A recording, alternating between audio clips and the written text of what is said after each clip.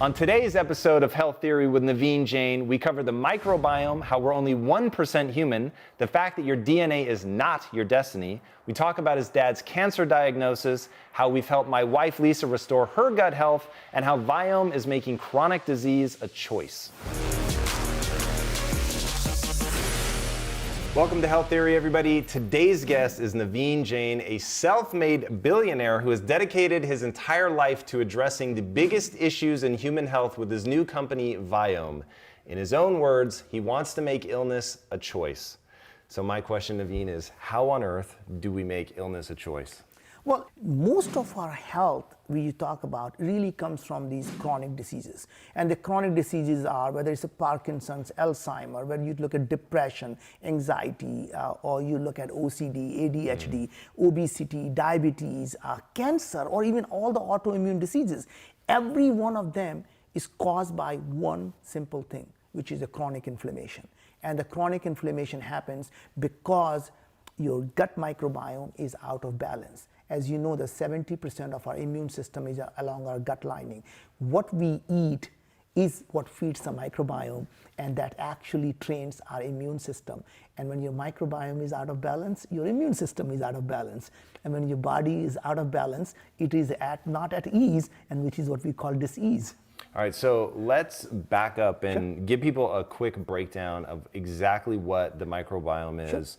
And the coolest example I've ever heard you use is talking about humans as a form of AI that's basically meant to lug around the microbiome. Explain that. I thought that was really a pretty powerful insight. Yeah, so actually, you think about that and say, how did humans actually got created? And if you think from the perspective of the nature, as you know, on our spacecraft we call planet Earth, these are single-cell organisms, the eukaryotes and the bacteria and viruses and the fungi and yeast and the mold, they have been around for billions of years. The humans are give or take about a couple of 100,000 years old. So you wonder, how did humans got created? So here's my tongue-in-cheek story of how I believe it actually happened. One day, all these organisms got together. They were living in Africa. And they say, we're sick and tired of living in this small space. We want to take over the world. And they all looked at each other. And one of the smarter ones said, I think I know what to do. What would you do? What if we can create something where trillions of us can live inside it? All we have to do is keep this thing healthy. It's going to walk around everywhere. We're going to make them crave what we want. They're going to find that food for us. They're going to go all over the world. They're going to poop everywhere. They're going to spread us around, and we're going to take over the world. And they created human. And the humans, as the humans were evolving, suddenly they started to worry. As you know, you and I now worry about artificial intelligence, and we keep wondering, if this thing we just created called artificial intelligence, if someday it got smarter than us, what will happen to us? And these guys were no dumb. They start thinking about that. And so one of the young ones went to the master and said, Master, we created this thing called humans. What if this thing got smarter than us? What will we do? Master says, not to worry. How so, Master? He says, right inside their cell, they call that mitochondria. It's one of our brethrens, right? It's one of the ancient bacteria. We talk to it all the time. This thing is the energy factory for their cell. They go out of control, we turn the energy off, they're done. They say, Master, you're so brilliant. Until another younger one said, Master, you're completely forgetting the point here. They're starting to develop this thing called brain. What are we going to do with that? Master says, not to worry. Remember, most of us live inside the gut.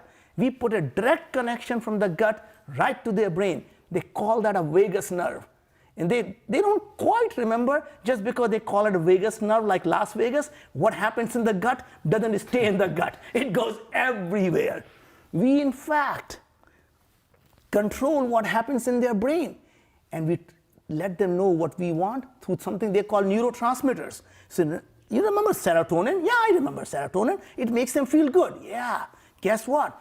We produce 90% of the serotonin right in the gut. We don't let them produce it. They want to feel good, they got to feed us. Right? And all the stuff, they control our amygdala through their microRNA interference. They control our prefrontal cortex. So our decision making, our behavior, what we do, what we want is controlled by them. And you say, young ones, just remember, like a good leader, we make them think they're making a decision. We are the ones simply pulling the strings. So just sit back, enjoy, and let them take care of us.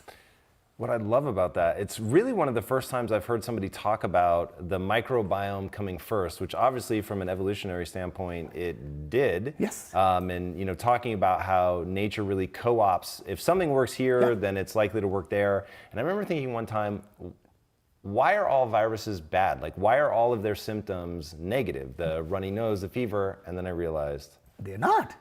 We, in fact, if you think about us, we are a walking, talking ecosystem. So if you think from a spiritual perspective, or you think about from a larger universe perspective, we humans are part of this larger ecosystem we call environment. We as humans are environment in ourselves, the trillions of microorganisms inside us. We are an ecosystem. And when our ecosystem gets damaged because we are feeding it the wrong thing, then our body essentially starts to suffer. And same thing, when we start to impact our outside environment, our body starts to impact because we are part of this larger ecosystem. The thing that's most interesting is that it's only now that we are able to understand what is going on inside our body.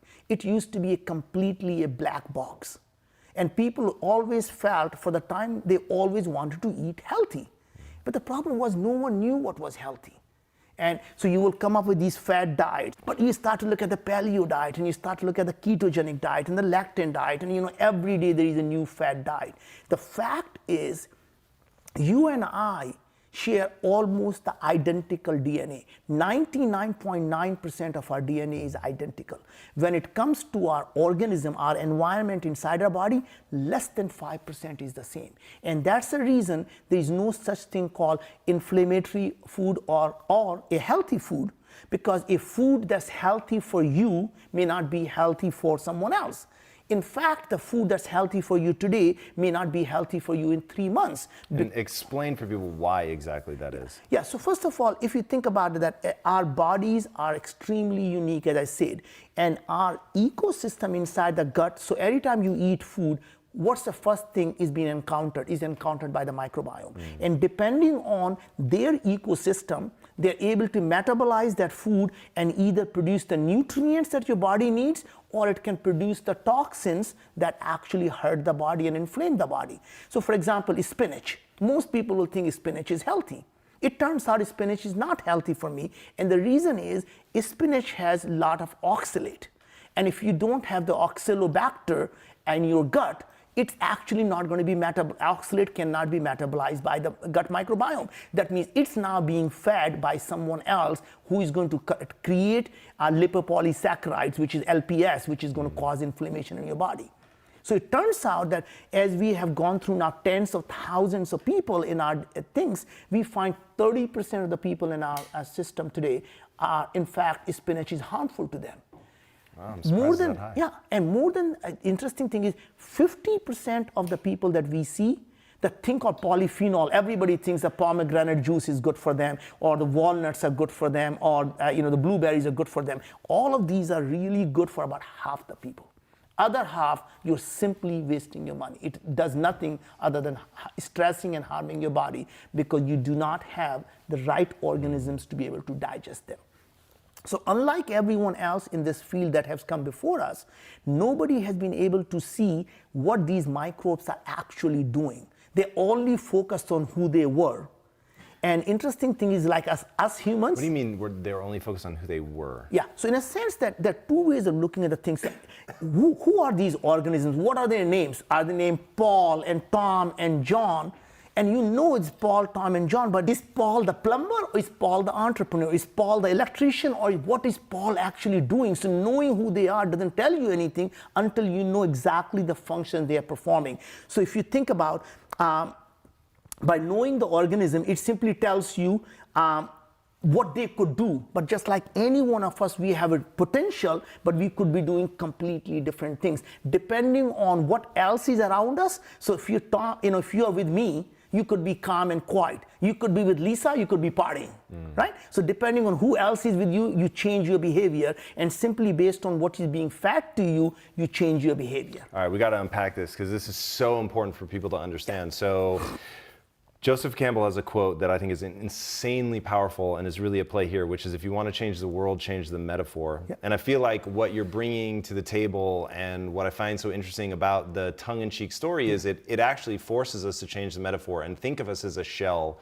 that's housing the microbiome, and that the microbiome in the fun story, like, organizes, gets together, builds a structure. And while that may not be sort of mythologically true, it really gets you to start thinking about it in the right way. So, okay, now you think of us as a shell, and it gets to that whole notion of we're less than 1% human. Just really fast, explain that. So basically, we have more foreign cells in our body than the human cell. When it comes to gene expression, our human DNA only expresses about 20,000 genes, and the microbiome in our gut produces about 2 million to 20 million genes. So at best, we are 1% human from a gene expression perspective, or worse, we are 0.01% human. Which is really crazy, and most people do not understand that, and I wouldn't have understood it. We'll talk more about Lisa later.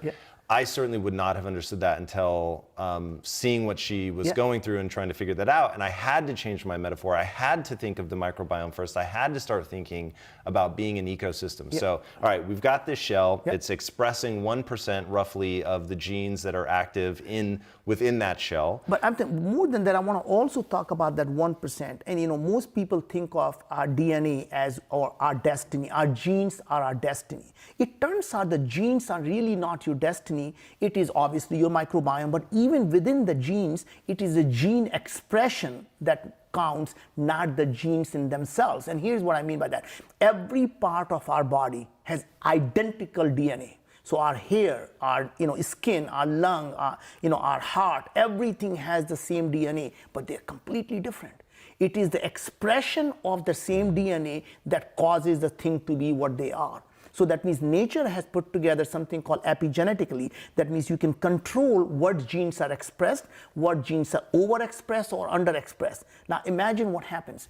Our microbiome releases these things called metabolites, which are the small molecules. After they digest the food, they release these nutrients and metabolites that are absorbed in our blood. As a reaction to what is digested. What is digested. Okay. And then these metabolites are absorbed in our blood, and guess what happens? They start to epigenetically control our gene expression, right? Dude, this is so important. And that is really the key, is that they now can change the gene expression of what is going on inside the human body. Not only your immune system, whether it is underactive, overactive, and essentially, or saying this is a friend or a foe, they're training the immune system, but more importantly, they're also changing your gene expression. So for example, what they found was recently that the cancer is not only caused by the microbiome and influenced by microbiome. 2 weeks ago, they found that pancreatic cancer is the microbes moving from the gut, going to pancreas,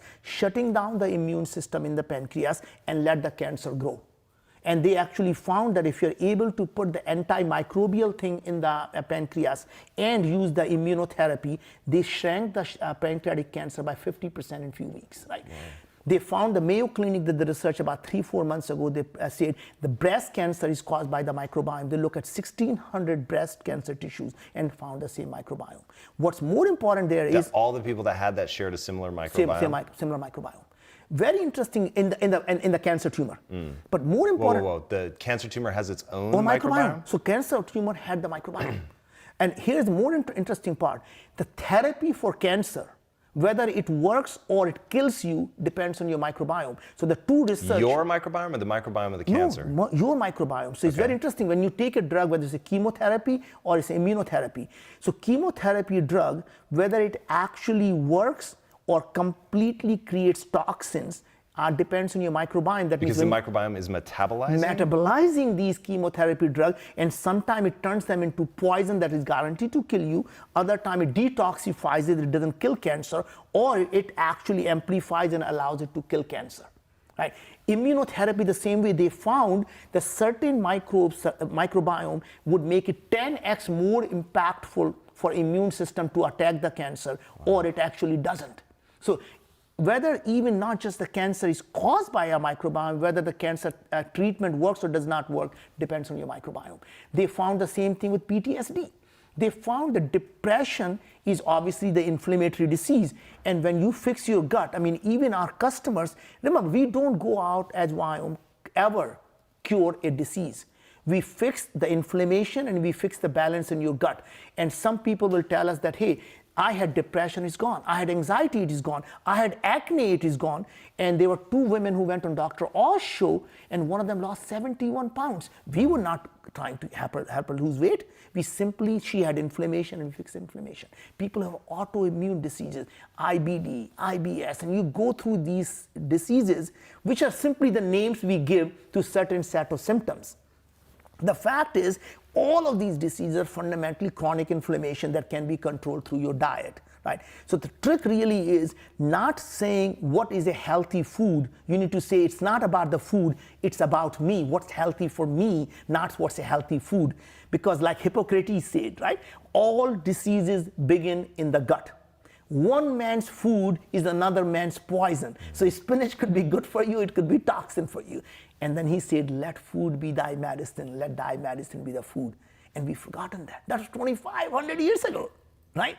Yeah, dude, it's so crazy. So I want to really tie off this change in metaphor that I think that you're bringing, which is so important. And if we can get everybody to make this switch and really start thinking about it, then I think they're going to understand better why it's so important what they eat.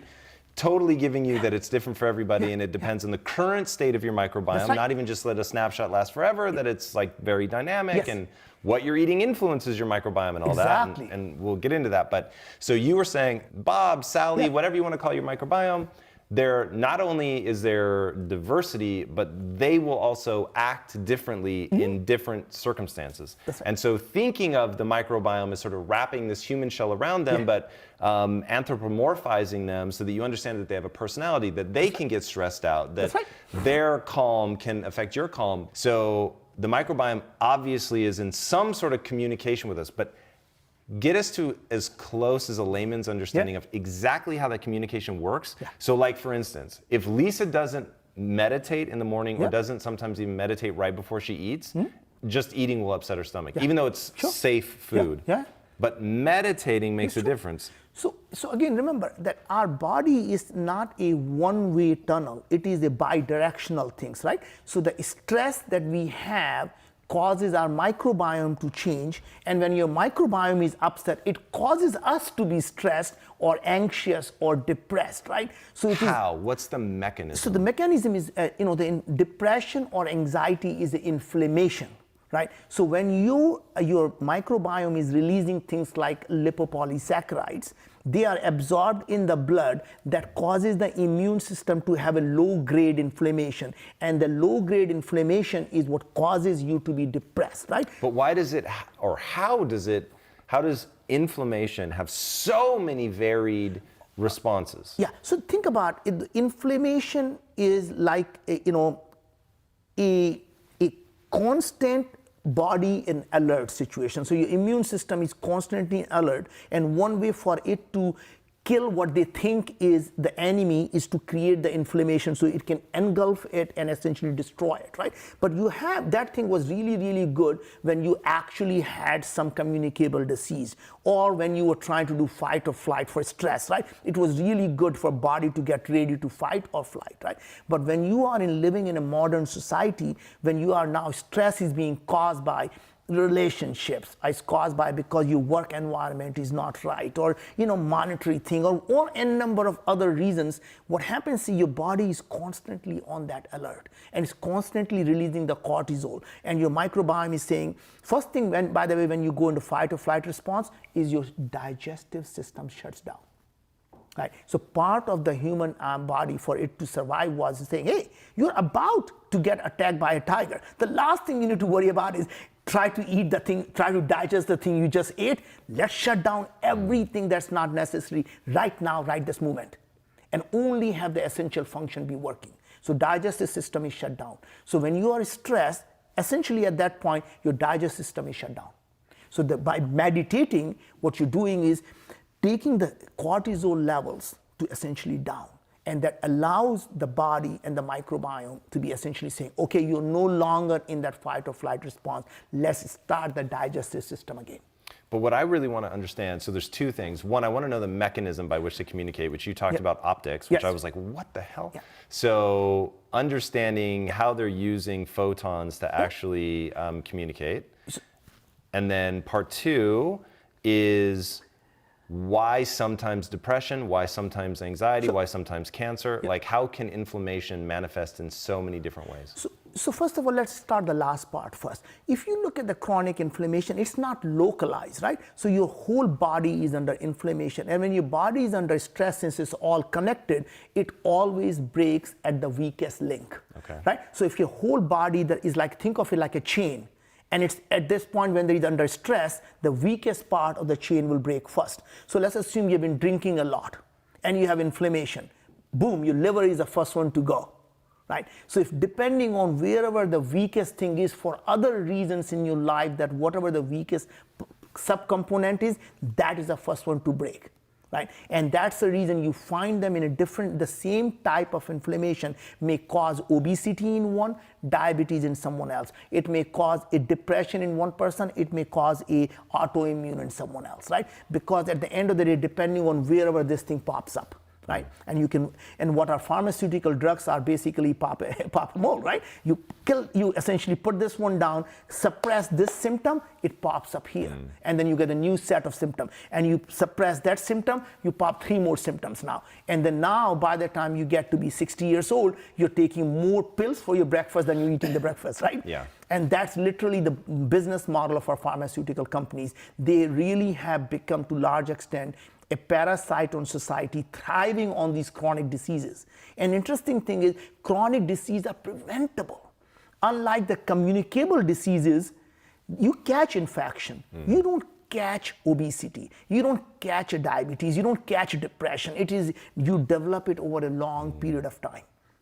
Right? You do share when you start to live together, you start to share your microbiome. And it's very interesting is there's so many studies done that the microbiome actually not only within the species, even cross species causes the symptoms to pop up. So for example, think of your microbiome as a fecal matter. What they did is they took a microbiome, put that from a fat man to a mice, and the mice became fat. From a human? From human to different species altogether.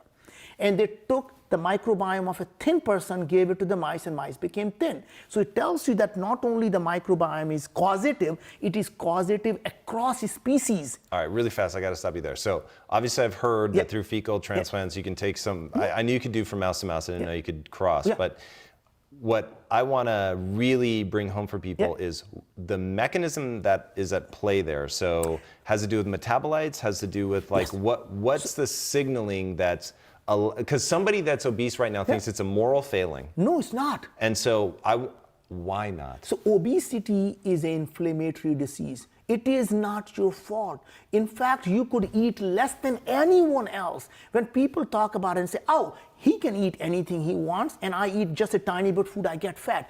Because when you have a leaky gut, and leaky gut, what I mean by that is your epithelial cell that's supposed to keep the microbiome and the food inside the colon is leaking and going into the blood. The blood, when these things are, food is leaked into the blood, what happens? It freaks out. And when it freaks out, what it is do? Inflammation, right? So this inflammation happens because you have a leaky gut. And you get allergies, you get eczema, you get all the different types of things because you have a leaky gut. So in a fecal transplant, all you're taking is one ecosystem from one person and you're transferring that microbiome ecosystem into someone else. So for example, if someone has taken antibiotics and been taking doses of antibiotics, have completely killed their microbiome. Or people who have a C. diff infection. So it's a C. diff infection, is a massive gut infection. And the only way to cure is to take a massive doses of antibiotics. When you do that, you're literally throwing a nuclear bomb inside your gut and killing all these microbiome. And then you repopulate them. I wasn't sure if it was your accent for a second. I was like, Naveen. You repopulate them through the fecal matter transplant. It's very interesting is one of the person actually got a fecal matter transplant after C. diff infection, and suddenly his personality changed. He became obese and depressed. And it turns out the microbiome, it came from a person who was fat and depressed. Right? So literally the symptoms got transferred from microbiome. Even I know somebody watching right now saying this is black magic, it's witch doctory stuff. Even I, part of it, I'm like, oh God, can it really be that straightforward? So here's a very interesting one. Take any disease and Google it for yourself and read the research paper. So just type in Parkinson's and microbiome. Type in depression and microbiome. Type in autoimmune disease and microbiome. Type in cancer and microbiome. Type in diabetes and microbiome. And you'll start to see the impact. All the researches, these are done. Here's another interesting one. They had a diabetic person who's been taking metformin drug, which is for diabetes. Metformin does not work on the human body. It works on the microbiome. Okay. Right? So it changes your gut microbiome. And here's how we know it. Because they took that microbiome, the person who's been taking metformin, gave it to the mice who is diabetic. Just by transferring the microbiome, it had the same impact as if the mice was taking metformin. Wow. Right. Because it works on your microbiome. As you know, the gut microbiome is the root cause of all other diseases. So when you fix your gut microbiome, you're fixing the cancer, and all other diseases are also impacted at the same time. Whether it's a depression, focus, ADHD, all those diseases are basically inflammatory diseases. Well, really fast, let's talk. So if I'm not mistaken, your dad was just diagnosed recently with cancer. Yeah, unfortunately. Yeah, so walk me through that. Like, what are you doing? How do you get aggressive about it? I mean, so honestly, that was one of those things that makes me pause about life. And I was thinking that, here I am talking about all the things that you could do simply by fixing your gut. And as you know, we started this company a year ago, and we have learned so much about how human body works. We are challenging the things that people did not know about human body, because for the first time we are able to see the things that are going on inside your body. And when he called me about 2 months ago and said he had a pancreatic cancer, and all I could do was to say, oh my God, what if I had started this company 2 years ago or 3 years ago? I would have been able to fix it. And all I can do is really at this point, I don't know what to do, other than to see and hope that no one else has to suffer through it, right? He has to go through the chemotherapy right now, and he's going through the chemotherapy. I was just with him 2 weeks ago, and seeing him, just not be himself, losing constant weight. His hair is gone, and he's just shrinking. And watching him just feels odd, really feels odd. And you wish something you could fix. And so I saw this research on pancreatic cancer. I called his oncologist, and I said, have you seen this research? And he said, oh, that's so new. And I said, why can't you use this? And he said, it's not allowed. And I'm thinking, what could I have done? I'm thinking, if I could just tell the doc, hey, this research is good. Do this. What is the harm here? But the doctor has ethical duty that he's not going to implement it because it's not allowed, it's not FDA approved. So anyway, my only hope is that someday, and that day will be soon, it will be our generation, Tom, that will one day absolutely make these chronic diseases simply a matter of choice. And I'm absolutely convinced at this point, and I'm determined that I'll do whatever it takes so that no one ever have to suffer through any chronic diseases. And I know it is doable. And I know we are finding every single day what causes these diseases and how we can modulate these diseases simply through diet. And we're going to look back at these moments 5 years, 10 years from now, and we're going to realize that we were the first generation that wiped off the chronic diseases from the face of this earth. And someday people are going to look at our generation as the one that used the exponential technologies to create abundance of energy, created abundance of food, and solved all of the global grand challenges that have been facing our species, the human species, for generations. And we're going to solve them. because there are going to be people like you, I, and others listening to our podcast and going to say, enough is enough. You and I can do things. And that is the beauty of the things I find, is that it used to be the large companies, the robber barons and the aristocrats are the only one who had power to do something audacious. And what's really amazing is, this is the first time in the human history that individuals and a small group of people are capable of doing things that could only be done by superpowers, that could only be done by the large companies. It doesn't require the lot of financial resources. The cost of these things are coming down so fast. Just to do think about it, to do the human genome sequencing cost billions of dollars. Now we can do a complete, not just the DNA sequencing of our own body, the DNA sequencing of every organism. Not just the DNA sequencing, the RNA sequencing of everything that's happening inside our gut. So trillions of these organisms. Tell people why it matters, DNA versus RNA. So DNA is like an alphabet. It can write anything. So you and I share 99.9% same DNA. You and me and a tree share the 90% same DNA, right? So DNA simply, it can express itself in any different way. That's really an accurate number, you and the tree? 90%, yeah. Wow. This very interesting thing is, if you look at the RNA, so DNA converts into RNA after the epigenetic changes have been made. So RNA tells you exactly what is happening, not what could have happened. So DNA tells you potentially everything that could happen, and RNA tells you exactly what's happening. So think of your RNA as the Instagram, your snapshot of your life. So if you want to know your Instagram of your life, you do your poop test. That's funny. Right. By the way, it's very interesting. I was going to tell you that in the last, with the patients, tens of thousands of patients have gone through it, some of the learnings that we have had actually have changed, at least for every doctor, how our human body functions. For example, everyone believes the hormones, estrogen and testosterone, are produced by the human body. Guess what? We are finding that microbiome is actually producing the testosterone and estrogen. Imagine that. I mean, what percentage? I don't know that, but we're seeing them produce it. We see the transcripts of the microbiome producing these things, right? We are seeing them actually becoming the detoxification of our toxins that we're taking, because these guys have to survive.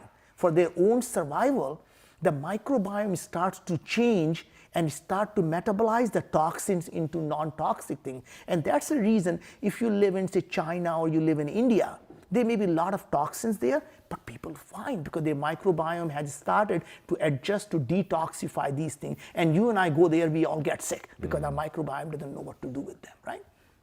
So we're starting to see so many things about how microbiome is not only communicating among themselves, they're constantly do something called quorum sensing. How many of us are there? How many of us are there? And when they start to see that the quantity is sufficient enough, they start to behave very differently, because they say, okay, now we are the boss here and our rule governs. The man who has the gold has the golden rule, right? So they constantly are finding to see, are they, if you keep eating one type of food, guess what's happening?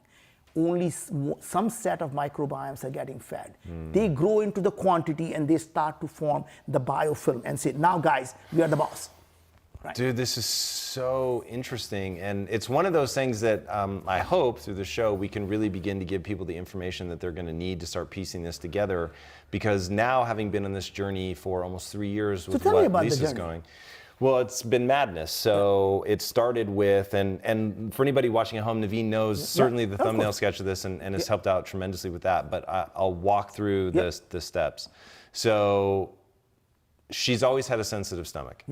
And one day, and we just never really thought about it. Like if we went out to Vegas and cut loose, she was going to have an upset stomach. And when I say upset stomach, I mean not vomiting. So she would get an upset stomach. We just knew that that was going to be part of it. She'd have cramps for a couple days, and then it would pass, and that was it. So didn't really think a lot about it. And she used to talk about like, oh, my intestines feel inflamed. And that didn't make sense to me, so I just kind of blew it off. And then one day, 3 years ago, she was like, I'm not feeling well. And then later she calls me from somewhere else in the office, and she was like, no, I'm really not feeling well. I need to go home. And then she texted me and said, I just projectile vomited everywhere. And I was like, wow, that's weird. She has a stomach flu. That really sucks. And, but then it didn't go away. And so the stomach flu turned into, she just couldn't eat anything. And like everything upset her and gave her massive cramps. And she is not a complainer. So when she starts complaining, I know something's really wrong. And our life whittled down to 4 ingredients, literally 4 ingredients. So she was eating basically 3 kinds of meat and salt. And that was it. She couldn't have vegetables, nothing. I mean, it was crazy. We were getting every test you can imagine. And nothing was helping. And one doctor would say, you have an immune deficiency problem and you need immunoglobulin transfusions. And we were literally about to do that. And I was like, something's just not right about this, but I didn't know enough about it. But I said, let's not do that. That seems scary. Let's go try to learn more about this. And at that time at Quest, we had some people in R&D that were dealing in probiotics, and we were starting to talk about the microbiome. And so we just started asking them questions, and that wasn't solving the problem. And so then we tried ketogenics, and that was the first thing that really helped. And so because that brought down the inflammation. So we were like, okay, huge win, this is gonna be amazing. And then it just stalled out there. Absolutely. And that was when you said, oh, you should try Viome. We tried it, and it's been absolutely life-changing, but it is still so big and complicated that part of what I'm hoping, and this will probably be an ongoing series, hopefully we'll get you back again, is like people really understanding why I'm so obsessed with the changing of the metaphor and thinking about the microbiome first, understanding how different her microbiome is from even mine. And then what I really want to know is, how do you repair it over time? So think about it that, the inflammation happens, obviously, is the first number one thing is to make sure you don't have a toxic microbiome. That means your microbiome is producing the healthy stuff that your body needs, not the toxins that is going into your body. So just really think of you and saying, is your microbiome healthy? Is your microbiome toxic? Right? So that's first part. The second thing is... I want to put a fine point on that because this is what made me think of it a second ago, that notion of a quorum. So the fact that any one of them is looking to see if they're the bully, if they get to call the shots. And what happened with Lisa was bad bacteria became the lead bacteria, and that's that tipping point. So tipping point happens when your ecosystem goes out of balance. So it's not the individuals thing that good or bad. So it's really not about as much of good bacteria, bad bacteria. We all have the good and bad, but what happens is they stay in check. Right? And they all keep each other in check. It is when you start to eat certain foods and these guys start to grow and they say, aha, now we're going to control everything else, right? And that's really when you start to have trouble. Other thing is when your epithelial cells, the barrier, the mucus lining gets thinner, you start to get a leaky gut, and then you have a chronic inflammation all the time. So the way you do that is you need to change the balance of ecosystem of the microorganism, and you need to start repairing the lining of the gut. And you repair the lining by sometimes giving the right set of supplements and enzymes to repair the gut lining. At the same time, you start to give the prebiotic to feed some of the guys so they can start to grow, and probiotic to add some of the new stuff, right? And then you start to change the diet. So you're starving the bad guys and you're starting to prop the good guys, right? You're feeding the things that need to be fed. And you're adjusting to see not just the organisms, you're starting to adjust their functions. So you start to see how much of the butyrate you're producing. And if you're not producing enough butyrate, which is really good thing, then you have to take some of the butyrate supplement until we can start to grow these guys who have a potential to produce butyrate. We need to cut down all the organisms and the food that are feeding the guys who produce these toxin environments. So for example, when you go on a paleo diet or ketogenic diet, when you're eating a lot of protein, that actually does tremendous amount of harm after a certain part. Most of the protein should be digested in the small intestine in the upper side. When you eat too much protein, it cannot digest, so it starts to go down your colon where all these microbes are there. And they never seen the protein before. Guess what happens? They start to feed the group of microbiome, and they call them protein fermenters. And these protein fermenters are nasty bastards. They start to eat protein and they start to release ammonia. Start to release all of these toxin stuff that starts to hurt your gut lining, right? So when you are on some of these diets, you are actually harming yourself. Same thing on a ketogenic diet. When you go on a ketogenic diet and you're fasting, the microbes are saying, okay, you're not going to feed me. You know what I'm going to do? I'm going to eat the gut lining. So point is, all the things that are good At certain point of time, they become bad, then they essentially you continue with them. And that is really the key, is to understand that what is the right food at that point of time. And your microbiome is changing, but it really becomes a new ecosystem every 3 to 4 months, right? So it's like, in a sense, you throw a pebble in the water, you get some ripples, and then it comes back to normal. But if you constantly keep shaking it, you start to get the massive waves, right? And that's what I mean by that, is that, you know, when you change your diet, it starts to just a ripple, and there's a ripple, and then when you start to go into completely new diet that is recommended by Biome, then you are starting to see the swell, and it starts to get a new ecosystem gets created, and now you have a new balance. And if you don't, if you continue with the same thing, get the balance that we just created becomes imbalance again, because now these guys are taking over. So what, at a really high generic level, and I know there is no universal diet, and I totally get that, but like at a high level, what are directional advice that you have for people of how to eat, like cycling, eating wide variety? So, I mean, again, this is exactly what caused all the problems we have, because we want to simplify and tell people, treat your body like a black box. And if you just keep feeding things into it, somehow magic will happen. But the fact is, you can't treat it like a black box. You have to know what is going on. If they're not producing the right set of nutrients, you have to feed those guys what the nutrients your body needs. So if you're not getting enough good stuff, the vitamins and the butyrates, short chain fatty acids, you got to feed them, or you have to take the enzymes to essentially make up for it. So you can't just say, hey, I'm eating healthy because I'm eating spinach, I'm eating kale, I'm eating avocado. Guess what? That may be exactly what's wrong for you, just like me. You know my story, right? I thought I was eating healthy because I was trying to lose weight. I was pre-diabetic, and I always thought eating spinach, avocado, oats, cut down all the gluten, cut down all the carbs, cut down all the starch. And guess what happened? For the first few months, I lost weight, and my blood glucose was going down, and I was happy. I continued with that diet. Guess what happened? I gained all the weight back, and my blood glucose was going back up again. When I did my Biome test, it turns out I need to be eating 50% of my diet as a complex carbohydrate. I had to cut down spinach, avocado, oats, start eating more wheat, more gluten. Wow. And start eating a lot of the other food that I never eaten. Right? So everything. And your blood sugar's in check. My blood sugar is went down. My doctor thinks that I must be on some drug that I'm not telling her. Wow. She says, keep doing whatever you're doing because it's working. I used to take Nexium, which was killing me. I cut down all the Nexium, and I thought she was going to be so angry at me. She said, I'm so glad you're taking Nexium, because now you don't have the stomach acid problem. And by the way, you were anemic, and your iron was low. It's all back to normal now. So just keep doing what you're doing. Keep taking those drugs that I gave you. What she didn't know is I stopped all of them.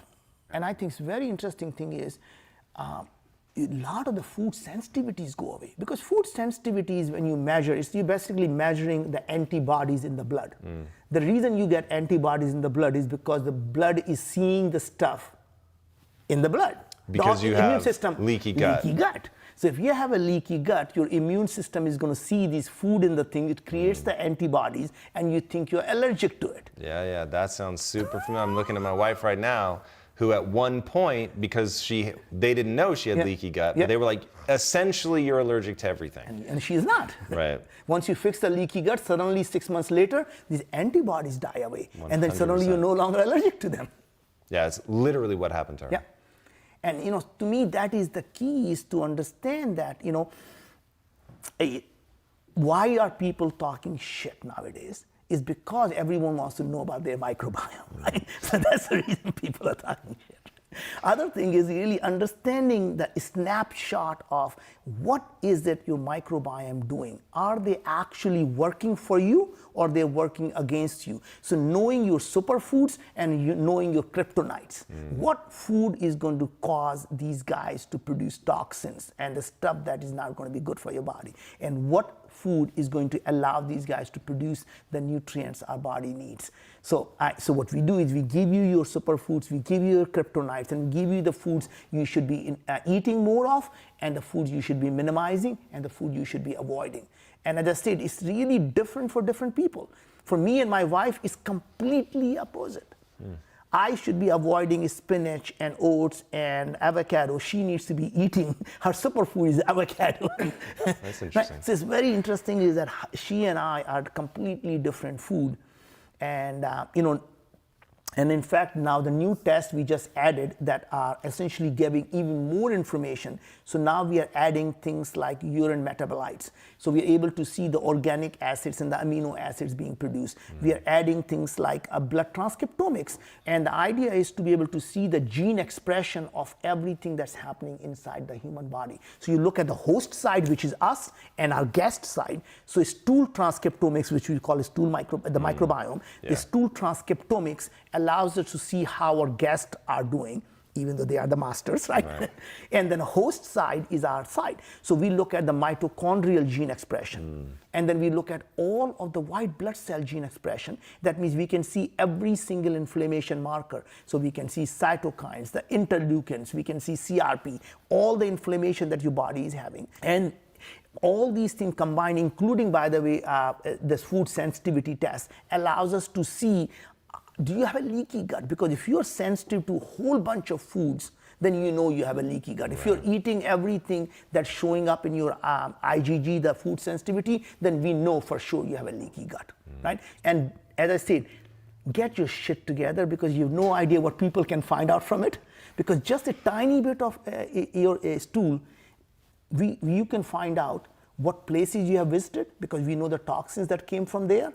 We can find out things like what food you're eating, how much of you are eating, what drugs you're taking, what supplements you may be taking, what type of symptoms you may be having, because all that information is right there. Because how much you exercise. How much you That was exercise? one thing that Helen asked Lisa. She's like, are you really lean? Yes. Do you exercise a lot? Yes. And she's like, oh yeah, this marker shows that, this marker shows that. We're like, whoa. Yeah, so TCA level could tell us actually how much aerobic exercise you're getting. Wow. Yeah. Very impressive. Dude, I don't know if anybody told you, but you've already won. You're like super rich. Why are you working this hard? Oh my God, so it's, as you and I have talked about it in the past episodes, that success is not about amount of money you have. Success is about how many lives you'll be able to improve. And from that part, I'm just so far, so far to go. We have barely started. So to me, I am dedicated to doing the things that matter.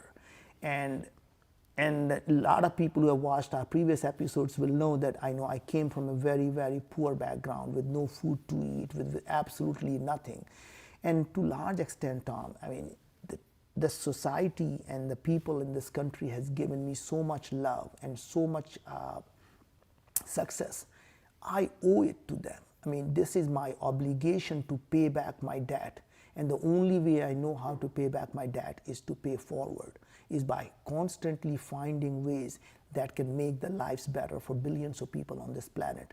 Today, I'm focused on attacking the healthcare problem and making chronic disease optional. I love the way you think, dude. All right, before I ask my last question, where can they find you online? So, you can find me on Twitter, you can find me on LinkedIn, you can find me on Facebook, and I've always given out my email. It's my first name, Naveen, Naveen, .Jain, my last name, Jain, @gmail.com. Send it to me, please. If you have any questions, anything, just know I'm here to help you. And I want to do everything I can to make this society a better place for our children and make our children essentially protect our planet. Awesome, man. And how can they sign up for Viome if they want? You tell them, since you know that Indians cannot pronounce the word V. Go to Viome.com, check it out. And, how do you spell that, dude? Viome. And I will say, in fact, I'll address that in a second in my outro, because I have very, very strong feelings. But for my last question, what's one change that you want to see somebody make to improve their life? Becoming intellectually curious. To me, there is nothing will make this world a better place. Nothing will make you a better human being than to be intellectually curious. The day you become intellectually curious, you have taken the first step towards improving yourself, and the day you change yourself is the day you can change the world.